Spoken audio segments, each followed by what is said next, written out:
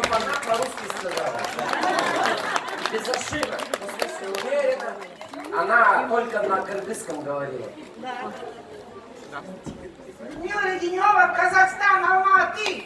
А за последние 2 недели прибавка к пенсии $5500.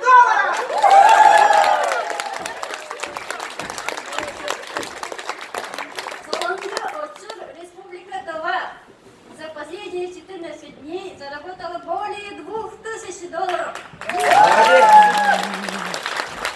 Хамид Заумбаев, инженер, за последние 2 недели $9000.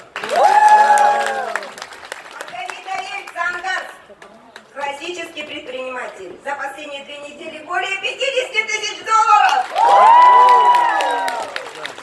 Семейная пара из Иркутска Ольга и Александр. В прошлом я сварщик, Оля. Бывший педагог. За последние 2 недели более $2500.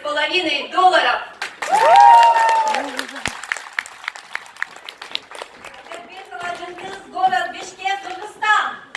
Экономист. За последние 2 недели более $6000.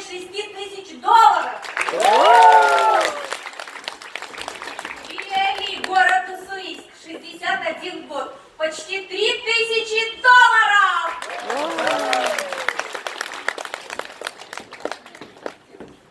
Светлана Константинова, Улан-Удэ, врач-пенсионер. Но я сегодня плохой ученик, потому что 2 недели я была в путешествии в Нью-Йорке, но благодаря Академии «Успех вместе» заработала $2000.